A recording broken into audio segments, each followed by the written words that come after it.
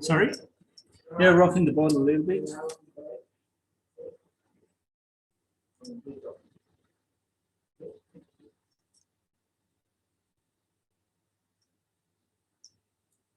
All right.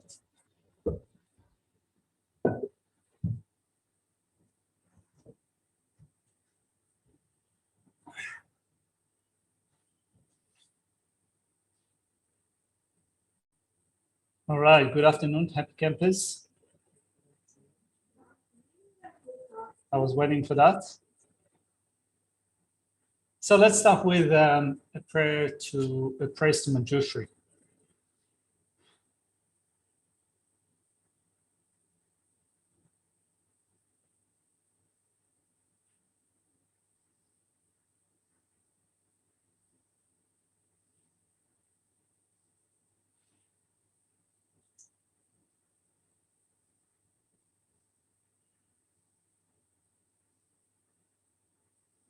All right.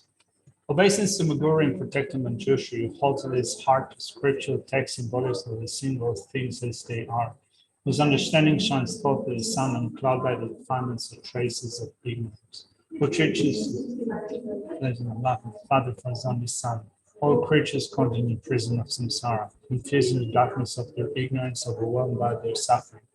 You, as strong and thundered proclamation of the Dhamma, arises from the stupor of our delusions and frees us from the iron chains of our karma, whose powerful sword of wisdom hews our suffering wherever its sprouts appear, clearing away the darkness of all ignorance.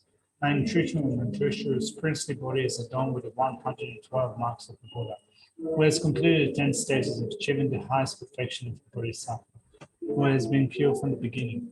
O Manjushri, O loving one, with the brilliance of your wisdom, illuminate the darkness and closing my mind, enlighten my intelligence, wisdom, so I may gain insight into the Buddha's words and the texts that explain them. I'll add you in a second, Jason, just a second.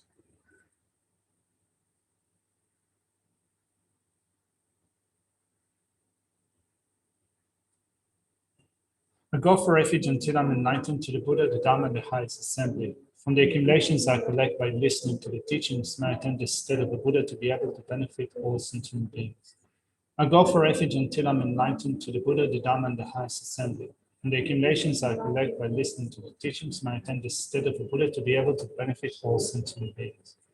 I go for refuge until I'm enlightened to the Buddha, the Dhamma, and the highest assembly. From the accumulations I collect by listening to the teachings, may I attain the state of the Buddha to be able to benefit all sentient beings.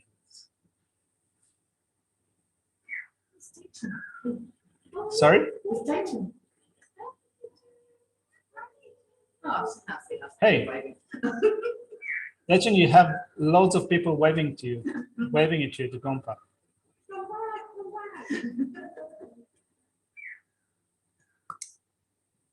All right. Well, I saw loads of people waving at you at the Gompa. At least all the nuns at the Gompa are waving at you. Yeah, all the 2 nuns. Okay. So, good afternoon. Welcome back to the BP. I have to say that it took me some courage, and I had to kind of try to be joyous to come down at this kind of hot day in the morning to this BP session. I thought, oh my God, we're going again. It's hot. We start with joyous effort, delighting in virtue. So I thought that at the beginning, I thought that that's a little bit ironic that I was really unenthused about it this morning. And then as soon as we started speaking about joyous effort, I thought, well, actually, this is what we should do, right? Let's try. Sorry? Well, I mean, to the people at home, I just want to let you know, I'm wearing an ice vest. So kind of like Superman. Yeah. So it's full of ice and it's still bloody hot. Anyway, so what I wanted to do today is to just have a review of what we did in the probably last week of BP 2.5 or 3 months ago. Geshe started off today with the third power, which is the power of joy. And I thought that for those of us who haven't done a lot of revision before that and haven't really got the mind completely set on where we are in the text. And those people that might have miraculously joined us today, welcome, Georgie. It's a pleasure to have you with us. So for those people that haven't received all the teachings before, it's good to just give a little bit of context to what we've been discussing today. Is that all right? Any strong objections? All right, so let's start with that. So Dechen is saying that it's only 20 degrees at Bendigo. Yeah. Anyway, you're totally mad if you want to be here. Yeah. So Geshe today mentioned, I think towards the beginning of the session, that the content of Shantideva's Guide to Bodhisattva of Life is summed up in the dedication verse for bodhicitta. So the first 3 chapters, let's just briefly recap what they are. The first one is the benefits of bodhicitta. The second chapter is purifying negativities, in which we start the practice of the 7 limb prayers in order to prepare the mind for taking up bodhicitta. In the third chapter, that explains embracing bodhicitta. Right, so the 7 limbs practice is carried over from chapter 2 to chapter number 3. And then chapter number 3, halfway through, we take up bodhicitta. Then you can also take the Bodhisattva vow in chapter number 3. And at the end of chapter number 3, you also rejoice in the virtue of having developed bodhicitta. So may the precious body mind, not yet born, arise and grow. Those 3 chapters correspond to this line. May that bond have no decline. So chapter 4, 5, and 6, right? So conscientiousness, guarding alertness or introspection, and patience. These 3 chapters are focusing on making sure that the mind of enlightenment does not decline. So becoming conscientious about the training, becoming conscientious about our behavior, and also guiding mindfulness and alertness about the things that we do in order to make sure that the training in bodhicitta and the 6 perfections do not decline. And particularly the chapter on patience, which consists of, I think, 190, maybe 2 or 196 verses. I can't remember the exact number. But one of the main factors for the degeneration of bodhicitta is developing a harmful intent towards sentient beings, right? Remember that anger is a malice towards sentient beings, suffering, and the cause of suffering. So particularly when we train in bodhicitta, we ought to make sure that anger does not arise strongly, because it is one of the main causes for not only harming others, but the decline of bodhicitta and the decline of the teachings. Then chapters 7, 8, and 9, Jerry's effort, which we're looking at now, the chapter on absorption that will come probably, if not this week, then next week we'll start with the chapter on absorption, which teaches mainly how to assemble the conditions which are conducive for a calm abiding retreat, or for developing calm abiding in general. So that's in chapter number 8. And then in chapter number 9, the perfection of wisdom is taught. And as Shantideva says at the beginning of the 9th chapter, he says in the first verse, all these verses, or all these branches were taught for the sake of generating wisdom. So may that boldness not decline, but increase forevermore, or increase more and more. So joyous effort, calm abiding or absorption, and wisdom are necessary for an increase in bodhicitta. And particularly in the 9th chapter, all the other things that the Buddha taught before, which means generosity, ethics, patience, joyous effort, absorption, all of them are branches of the development of wisdom at the end, which is the actual antidote, will become the actual antidote to the 2 obscurations. And then the 10th chapter. Yeah, it is a huge wasp. Yeah, kind of. Yeah. Sorry? Okay. Do you have to kind of inject yourself with stuff? Not yet. All right. All right. So, and then the last chapter, which is a chapter on dedication, which teaches parts of generosity, but also just dedication. So, those are the 10 chapters of Shantideva's Guide to Bodhisattva Way of Life. Today, we picked up from chapter number 7, Joyous Effort, halfway through, more than halfway through. So, let's quickly look at the outline for chapter number 7. Just remind yourself of what we've covered. So, we identify what joyous effort is at the beginning of the second verse in chapter number 7. In short, joyous effort is to delight in virtue, to be absolutely enthused about virtuous action. In order to do that, Shantideva explained the main body of this chapter is divided into 2 sections. First of all, abandoning that which is incongruous with joyous effort. What is it? Do you remember? Laziness, yeah. What are the 3 types of laziness? Indolence, yeah. Looking down on oneself. And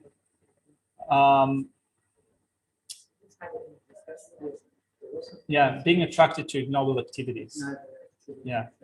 Having other priorities, you know, it's like wanting to stay home and watch Netflix rather than with your eyes vested, yeah, in your aircon rather than coming down to the Dhamma to study Shantideva's Guide to Bodhisattva Way of Life.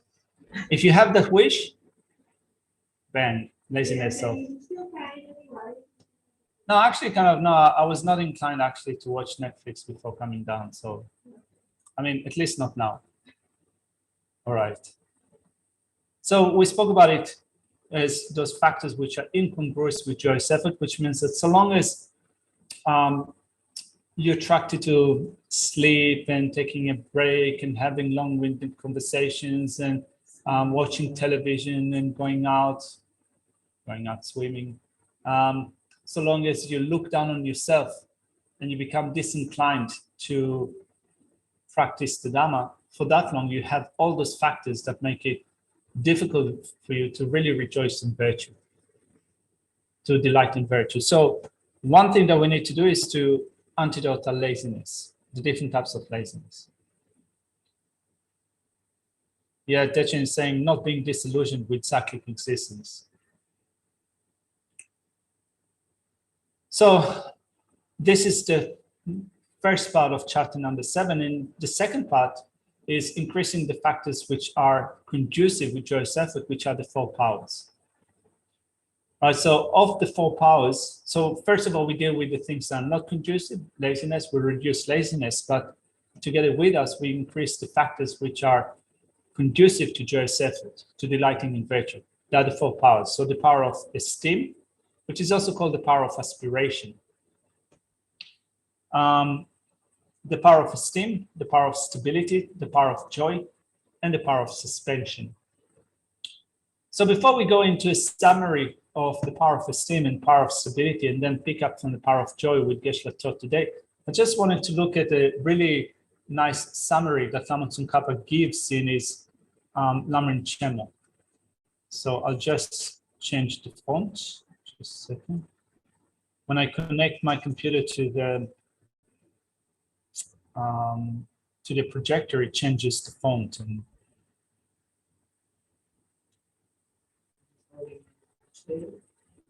so yeah, so it's volume number 2. I'll soon tell you what page number it is. So it's in volume number 2. And for those of you who are using the actual book, I'm going to look at page 201 at the bottom of the page.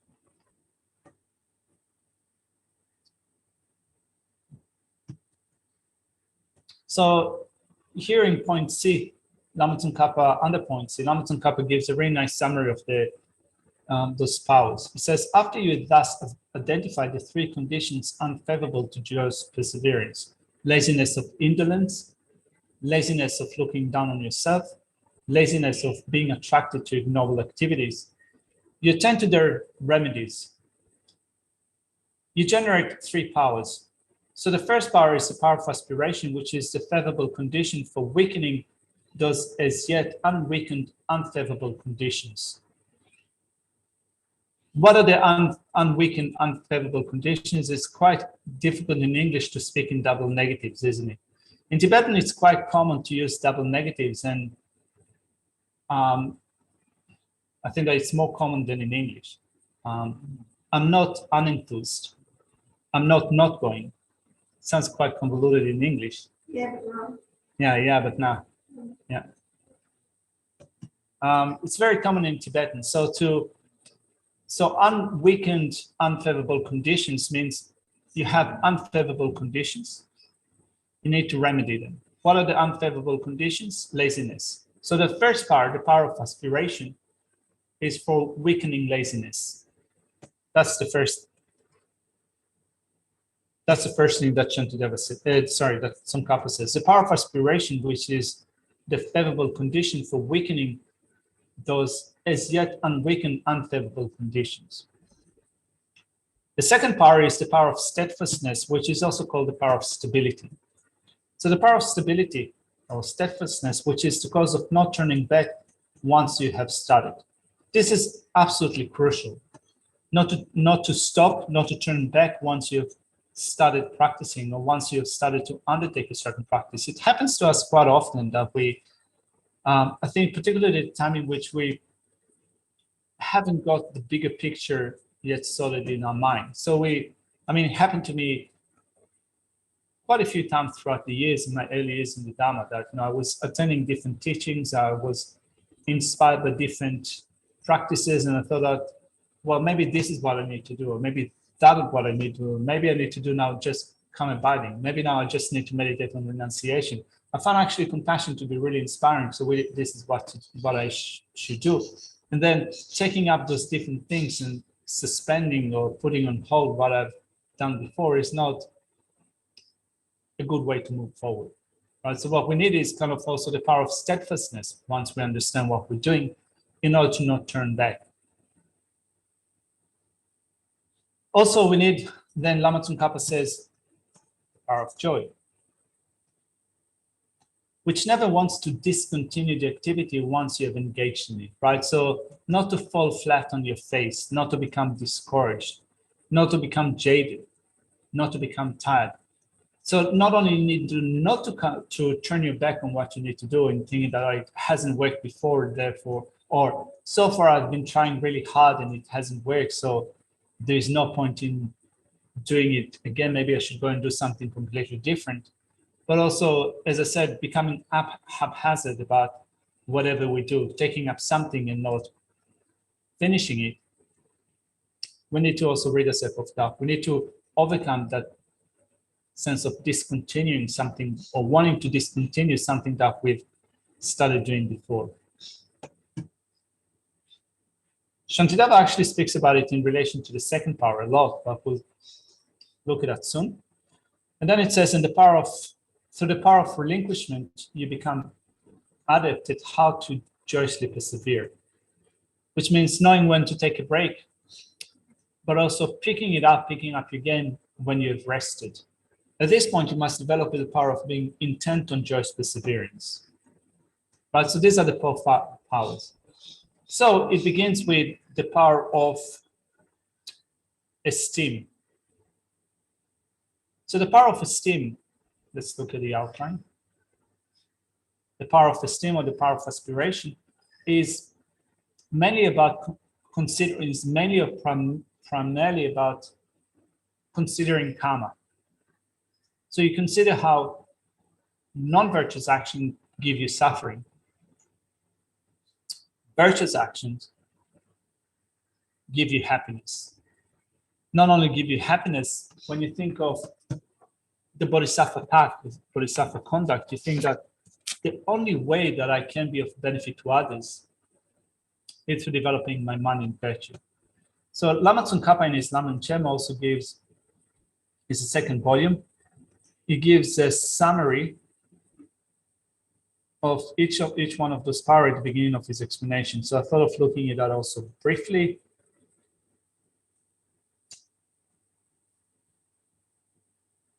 looking at the power of aspiration.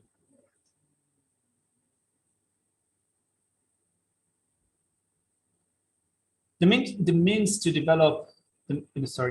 that the way to develop aspiration is to meditate on how pleasant and unpleasant effects arise from virtues and non-virtuous karma, respectively.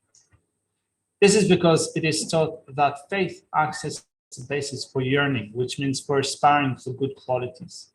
So that the faith of conviction in the two types of karma and their effect will generate the two kinds of desire, to eliminate non-virtuous karma and to adopt virtuous karma. Furthermore, you consider karma and its effect in general, and in particular, the causality underlying the benefits of the Bodhisattva deeds and the faults of violating them. Understand this from the relevant section of this text. So we've had an extensive explanation of virtuous actions, non-virtuous actions, and also the Bodhisattva conduct. And we also looked last year at the 46 secondary offenses and the 18 root downfalls. So we think of all the negative results. There are a few negative results, right? So in terms of the breath that we will take, the fruitional effect, a result similar to the cause in terms of our behavior and in terms of our experience, and the environmental effect of non-virtuous actions. So we become completely uninspired by non-virtuous actions. I also think of the great benefits of virtuous actions. And through that, we develop esteem. We delight in virtue. So Dechen is asking, would you please give an example of mixed karma? What page number, please? So in the Laminar Chemo, it is in the second volume, in chapter, the chapter on joyous effort. The four powers in the Laminar Chemo begin with, in page 195.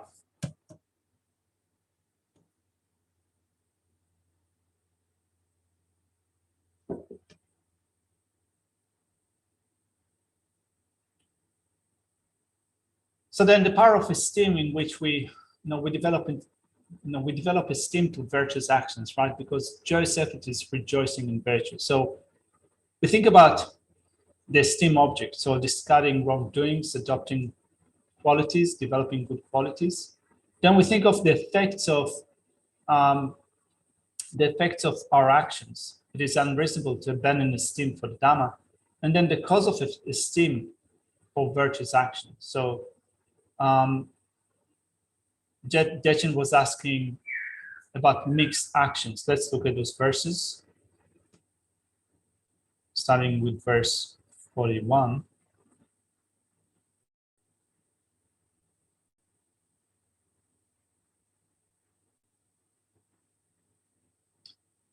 Suffering, mental unhappiness, the various kinds of fear, as well as separation from what is desired, will arise from negative deeds. By performing virtues intended in the mind, wherever I go, due to those merits, there I should be honored with the excellences that are the results. Although one commits misdeeds, wishes for happiness, wherever he goes, there those misdeeds will completely destroy him with the weapons of suffering. Right? So when you think about, I think that here particularly about those mixed actions. So you might be wondering, you might be wishing for happiness, but then your means for happiness will be non-virtuous actions, negative actions. So if you wish for happiness, but you act in a negative way, wherever you go, there you shall experience suffering. So that's the power of esteem, which is primarily or only, mainly, only, mainly, only. Thinking about karma, and through that developing a deep esteem, high esteem in karma. Then the second power is the power of steadfastness.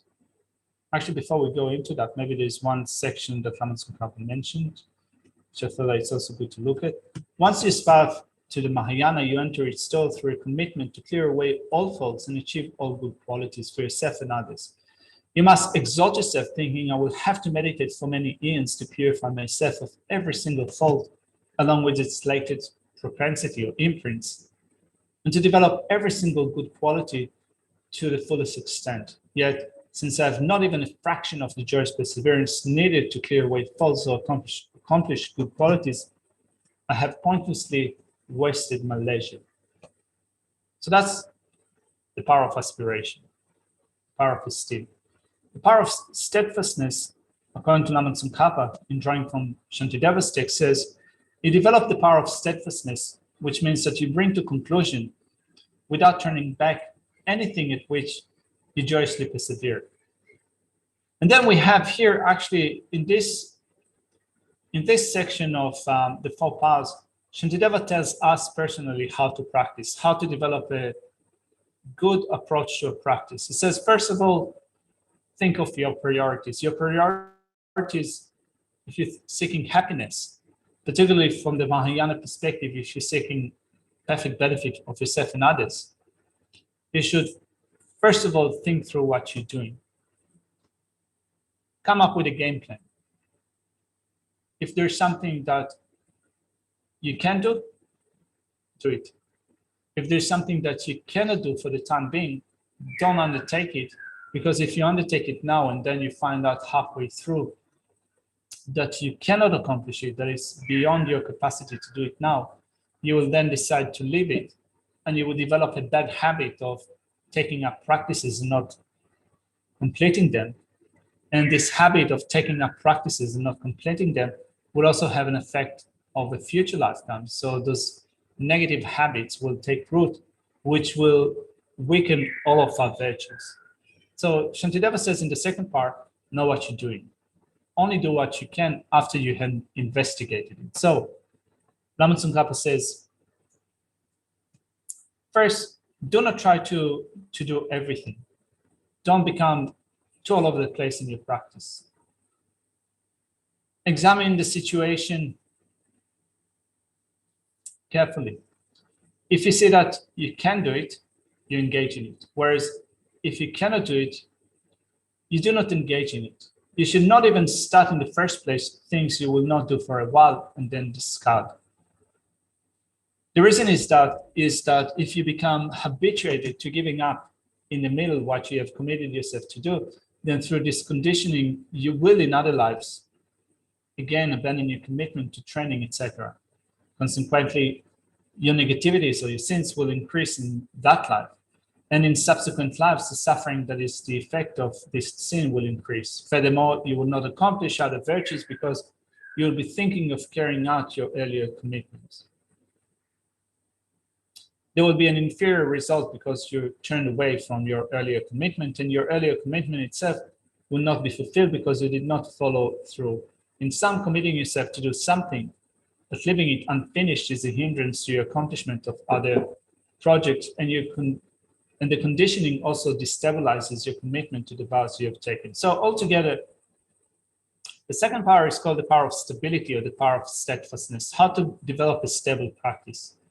So for those of us who are more new to the Dhamma, it is hard to develop the power of steadfastness because it means that I think you need to have kind of broad knowledge, to have in your mind a good understanding of all the presentation of the path to enlightenment, and also to be able to assess where you are at the moment. If you're not able to assess where you are at the moment in relation to the sense of the path to enlightenment, how will you know what to prioritize?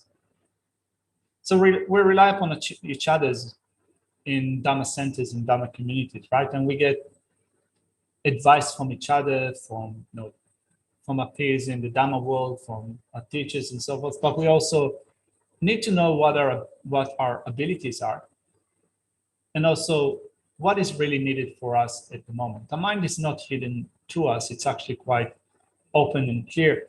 But in order to know what's going on and what we need to do, we also need to have enough Dhamma knowledge.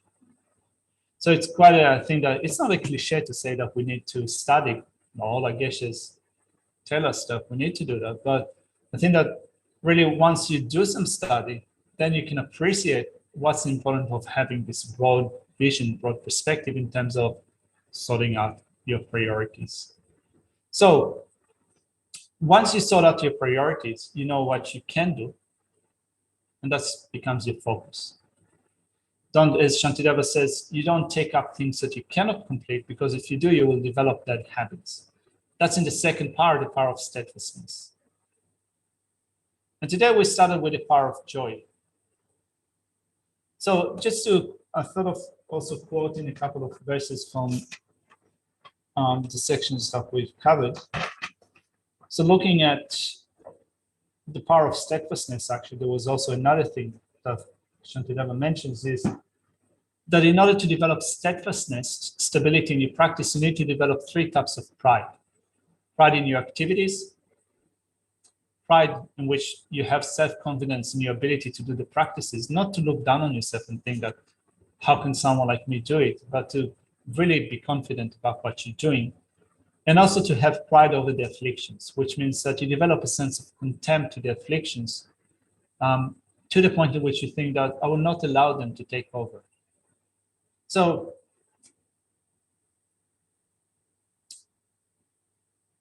pride in karma in verse 49, right? All of it, so this section that we're looking at now belongs to the power of steadfastness. So in verse 49, it says, apply pride to the 3, actions, afflictions, and ability. Thinking, I alone shall do it, is the pride of action. Then it says in verse 50, afflicted, powerless beings in this world are unable to accomplish their own welfare.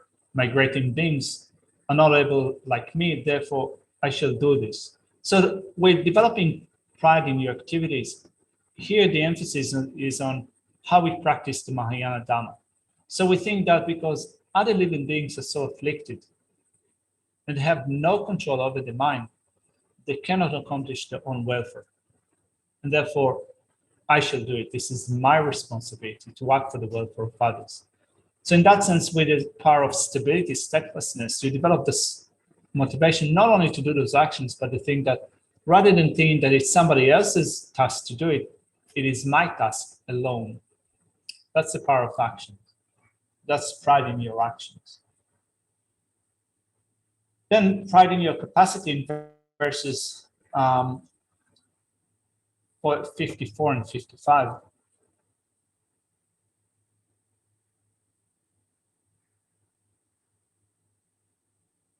Therefore, with a steady mind, I shall overcome the downfalls.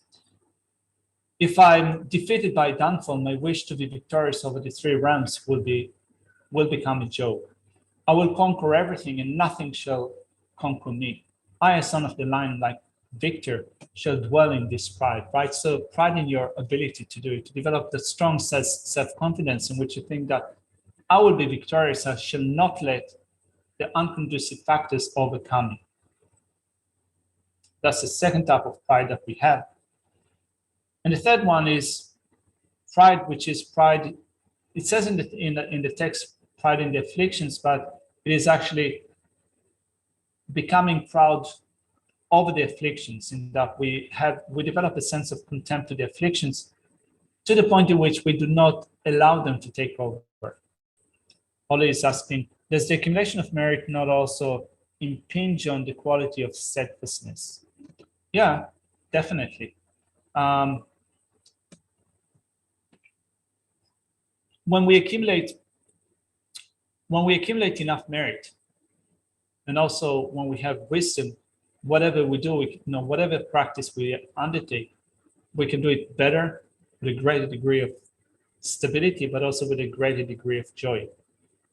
Sometimes when you find that you're kind of going into a thing that when you're going to retreat shorter or longer, and you find a lot of difficulties in the retreat, in that, for example, it's not uncommon that you go into retreat and after a week or 2, you either become bored or you become a bit uptight, you become depressed. Has it ever happened to you that you kind of halfway through a retreat, you became a bit gloomy?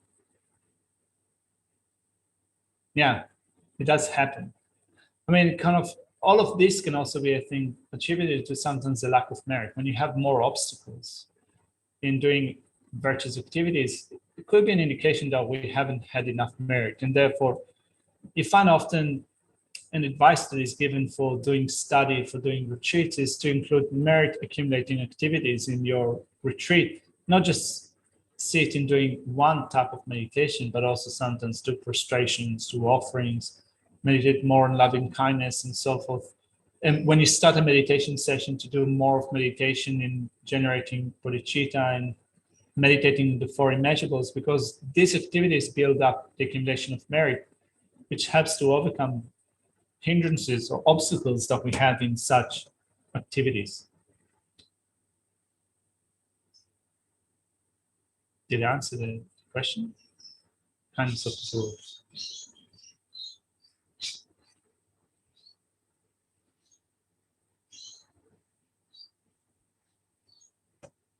All right.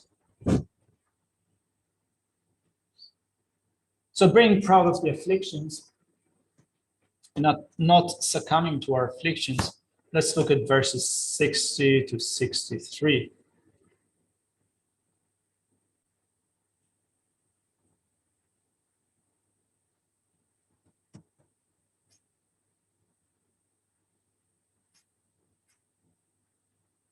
Or 60 to 62 actually, because we started today, verse 63. When amidst a class of afflictions, I shall be persistent with them in 1,000 ways. Like a lion among foxes and the like, I will not be injured by the host of afflictions. Just as men will guard their eyes in the occurrence of great danger, likewise, I shall not come under the power of the afflictions, even when danger occurs. It would be better for me to be burnt, to be killed, or to have my head cut off, rather than bowing down to the enemy of afflictions. Likewise, in all situations, I should do nothing other than what is fit. So these instructions are included with the power of steadfastness, in which, as we said, it is, first of all, knowing what practice you're going to undertake, taking only what you can do and bringing it into completion, not leaving it half done. Today we started with the power of joy, and then we moved on to the power of relinquishment, or the power of suspension. So, so as Lama Tsongkhapa said, the power of joy is what causes you, it prevents the wish to discontinue the practice that you've already engaged in. So you need constantly to have joy, to find joy in your practice. It's not always easy, particularly when you do something over a long time.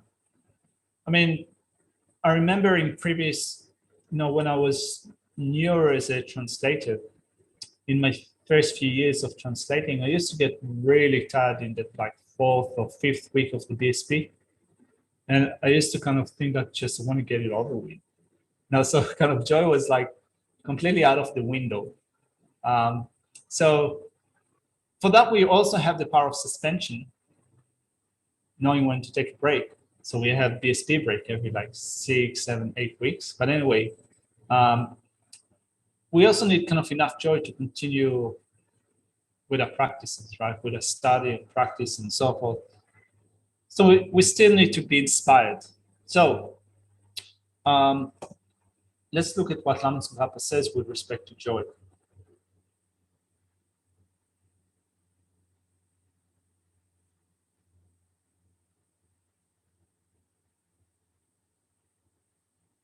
You develop the power of joy. Sorry, is it?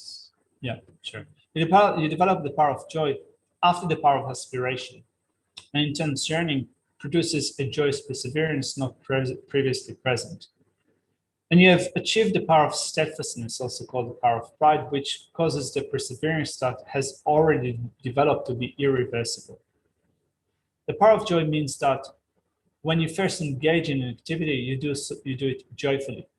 And once you have engaged, you have a sense of being insatiable in that you do not want to discontinue the activity.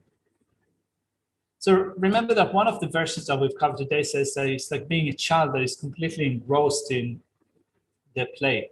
It's actually quite easy to think about how if there is a child that is completely engrossed in certain play, in a sandpit or on slides or theme park and so forth, then halfway through you say that, all right, let's go home, or I'm a little bit bored, let's do something else. It is likely that there will be a lot of resistance, right? It's hard to convince a child to do something else, even if you think that it's a time for them to have food or to have a meal. If they don't feel yet hungry, they will resist, right? So similarly, Shantideva says that this is the type of joy that we want to have in our practice, the one that does not allow for a wish to discontinue whatever we do, whatever virtuous action we do, to be, to find that joy in a practice to be insatiable. Do you find it hard to be insatiable in your practice? It is hard, isn't it?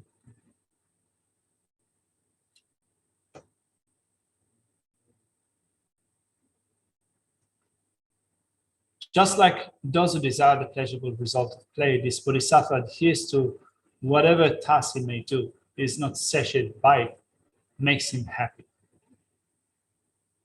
And then, and I thought that this is pretty interesting, kind of the next verse. So Shantideva says that we do different things in a worldly way in verse 64. We take up businesses, we form relationships with others. We think that if I only do something else that is not Dhamma, if I do something else, that will make me happy. But Shantideva says that actually, when you think about it, there is no guarantee that it will make you happy. But with the Dhamma, it is guaranteed that it will make you happy. If you cultivate virtue, it is guaranteed that it will give you happiness. But still, our mind doesn't trust it. So I think that, when you have been around for some time, you do get stuck sometimes in some situations, some periods of your life. You think that I've been doing it for some time and it hasn't produced the mental happiness that I've expected for you to produce so far. I haven't progressed enough. So maybe it hasn't been working for me that well. Maybe I should do something else. Maybe I should have a relationship. Maybe I should get another job. Maybe I should do something else that will give me happiness in this life. So Shantideva here says that, and this is probably something that we need to be able to retrieve, the points in which our mind thinks about it like that. So Shantideva says, there's no guarantee that it will give you happiness. Or it might give you happiness, but then the happiness that you get for that is likely to be a short-lived happiness that is a samsaric happiness. But with the Dhamma, it's not like that, because it will give you long-lasting happiness if you do it right.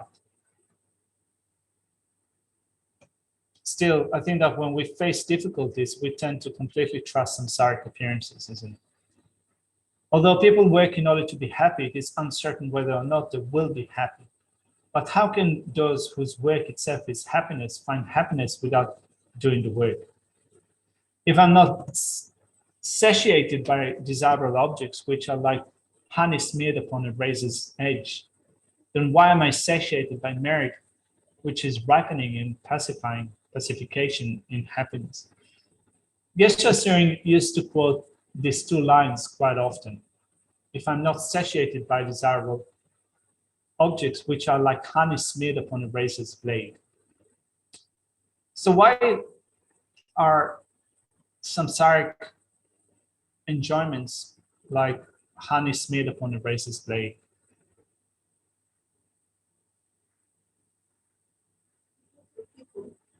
Sorry? They're fickle. Yeah. So what's the meaning of being like, how do you, at the end, if you try to lick honey from a razor blade, you've been cut. So how does it happen in samsara with enjoyable objects? Well, it's a lie. Sorry? It's a lie. It's a lie. It's not really Hmm. but I understand. It's like evil. Yeah, it's an undercurrent, short-lived happiness, evil kind of result that it produces. It's hard to win. It's smashing you in the head. Entice you in like a spider and then smashes you. Sorry? Sorry? Put your hand, it says here, put your hand in the cookie jar, and you do, and the lid comes smashing down. It's like this insect-eating plant That's it. Venus flytrap. Oh, that game. Venice, Venus flytrap. Venice flytrap. That game they used to have was for.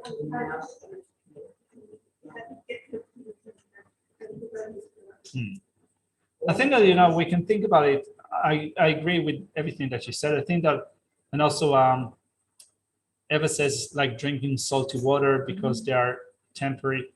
All of this is correct. I think that we can think about it from the point of view of, first of all, desire is what keeps us in samsara. You know, so when we think about it from the viewpoint of the 12 links of the 10th horizon, links 8 and 9 are those two links which are desire, which are attachment, that activate imprints or seeds that we have placed upon a mental continuum in this life or in previous lifetime, and they push us again to another rebirth. They project us to another rebirth in the next lifetime. So attachment is part of it. But also we perform negative actions on the basis of attachment, which result in suffering. And on top of that, when we think of the enjoyable objects that we enjoy in samsara, they might produce happiness now, but as you refer to, the suffering of change, in that now they're happy or now it is pleasurable. But at some point, it will no longer be pleasurable. It will turn into an uncomfortable sensation or something that is no longer satisfying. So altogether, this is a thing. We can think of all these points in relation to honey smeared upon a razor's blade. You enjoy that, but you get hooked on that, you know, with a sense of attachment, and then you get more injuries in samsara.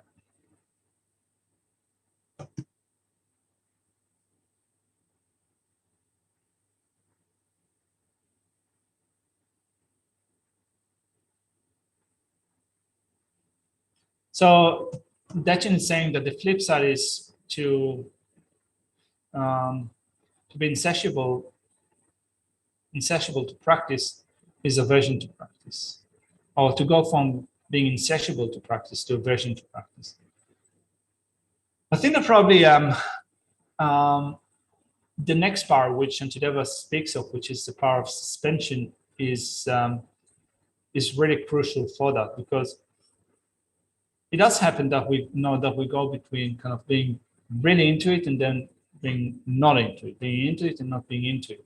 Part of it is probably not knowing how to ration ourselves, how to know when to take a break. And part of it, I think, that is also connected with the power of steadfastness, as Shantideva, I think, alluded to, which is coming up with a plan for your practice. And this is particularly important when you look at practices such as shamatha, calm abiding. So it says that, first of all, start with 3-minute session, 5-minute session, 10-minute sessions, and so forth. Finish a session before you had enough, or right when you think that it's going well, finish your session on a good tone. Because if you finish your session when you've already had enough of it, you'll be disinclined to do it again. You'll be not inspired. Whereas if you finish a session right when it was the time to finish it, you'll be more enthused to take it up again and also to do it quickly. So it is a fine balance. And I think that we learn that fine balance through our own trial and error in our practice. Katie is saying suffering of wanting, then suffering of not being sufficient, and the suffering of regret, 3 times the suffering for the attachment. Well,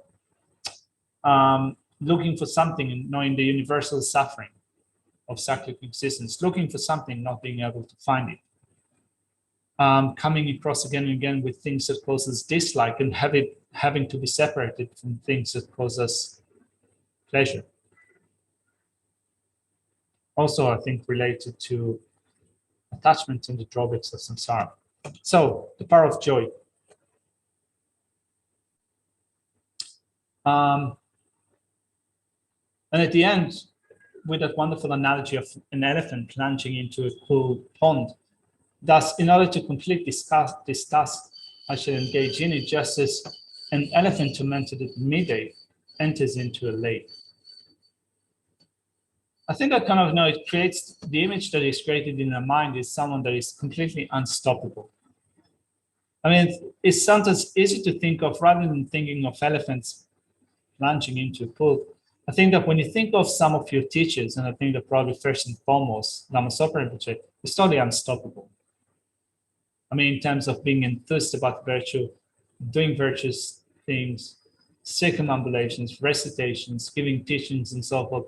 I think that it's hard to find a more starking example of someone that is unstoppable. But also being unstoppable, not in like in a heavy way, because kind of when you think of how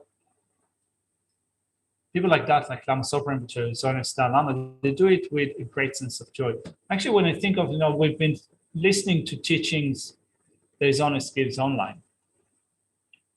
And when you look at, we have different topics that Zonas teaches. We had we had the 3 principal aspects of the path and the foundation of all good qualities and 37 practices of bodhisattvas and recognizing my mothers and phrases to defend the rising and so forth.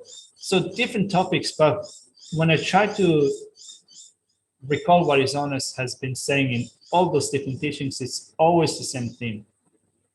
And if you think of the verses that His Holiness quotes from Chandrakirti's Supplement to the Middle Way, from Nagarjuna's Root of Wisdom, from Arideva's 400 stanzas of the Middle Way, it seems that in most of those teaching sessions, he quoted those verses, and he's been doing that for like 60 years. I mean, now he's 80 something, so now I would say that probably started doing it when he started giving teachings, maybe in his 10 years or when he was 20, 30 or what have you. It doesn't seem that kind of things are just sick of that. I'm just too bored or kind of I had enough of that. It seems that kind of when you look at its face, it seems that the concern and seriousness is still there, even after so many decades. Right? So that's, I think, another example of the power of joy.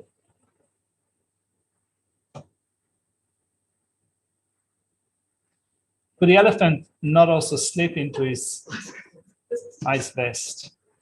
Well, I'm keeping my ice vest to myself. I'm not sharing it with any elephant.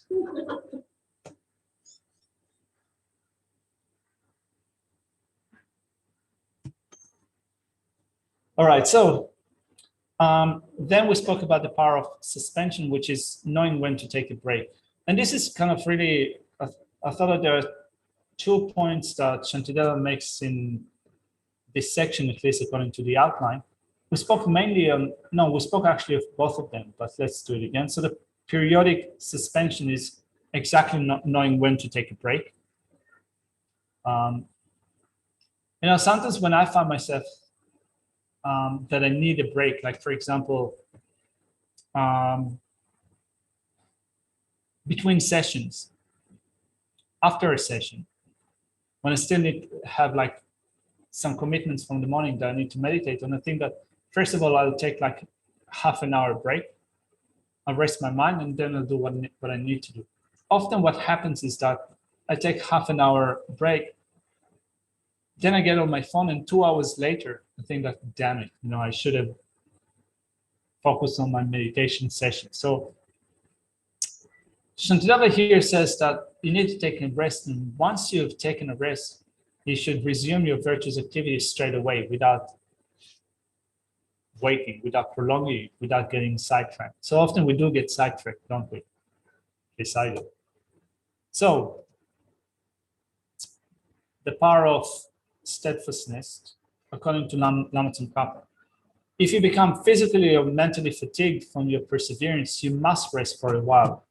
Otherwise, you'll become exhausted and very disheartened, thereby later preventing your joyous effort, your joyous perseverance. Immediately after you've rested, persevere again, and when you have completely finished your earlier activity, do not let this satisfy you. You must joyously persevere at other higher activities. So the first part is knowing when to take a break. The second one is not to just kind of complete something and set it aside and do something else, but continue to build upon that.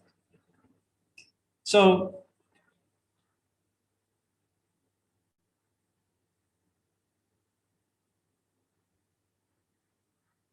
I think that, it's related to sometimes some retreats that we're doing. So we're doing a deity retreat, for example.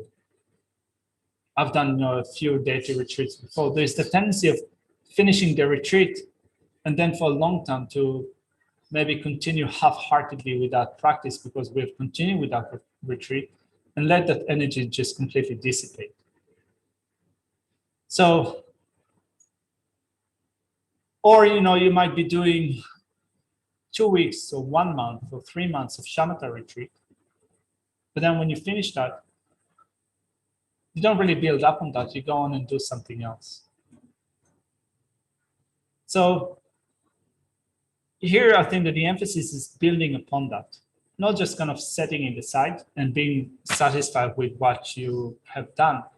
It's more like you finish that and then you need to build upon that, not just forget about it, but use that as a stepping stone for the next step.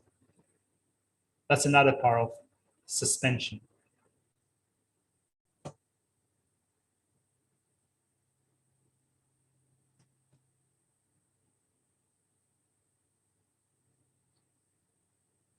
So this is what we've covered today, and we also started today the section on devoting oneself to the practice of the conduct by means of mindfulness and introspection. We've covered verse 68. We will continue with that tomorrow, but in short, what it meant is that we need a two-pronged approach to a practice. Defense and offense. Offense and defense. We should be offensive with the afflictions together with defending ourselves from the afflictions, right? So attack your afflictions, protect your mind from the afflictions. Let's look at verse 68.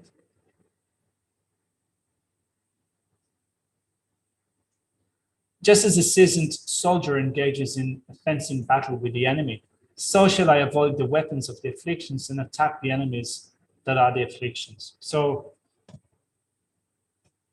in a fencing battle with the enemy, I should be on the offense, but also protect myself from being injured by the enemy of the afflictions. I think that Yeshua spoke about it in a more extensive way. He said that also you can think about it as not just doing only study and not practice, not doing just practice and not study. If you're taking up only one thing and neglect all the other things, you'll never be able to develop your mind fully.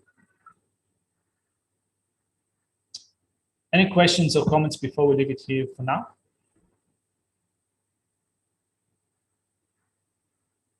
It's really hard to think in that whole day, isn't it? Particularly if you don't have an ice vest. Okay. And sometimes I think that I'm such a wuss and whinging. It's only like 32 degrees, isn't it? And apparently it feels like 35 for you guys. Well, to me, it feels like 45.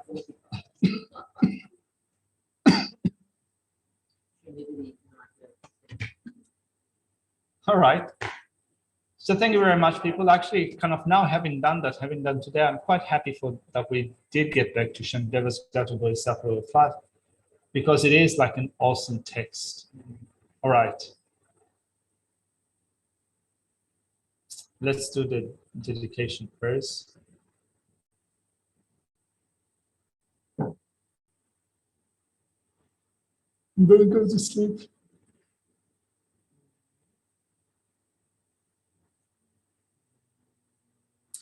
Due to this version, I quickly become a Guru Buddha and lead all transparent great beings without exception to that state. May the precious Supreme Bodhisattva not yet born arise. May that it rise may not decline, but increase more and more. In this land encircled by snowy mountains, you are the source of all happiness and good. All powerful Chinrezig Tenzin Gyatso, please remain until samsara ends. You uphold the Siddhira's moral way, says in the bountiful birth of all, sustaining, preserving, and spreading Manjushri's victorious doctrine. O Master, for the accomplished magnificent praise, honoring the three jewels, protector of myself and others, your disciples, please live long. Thank you. Thank you. Thank you. Thank you.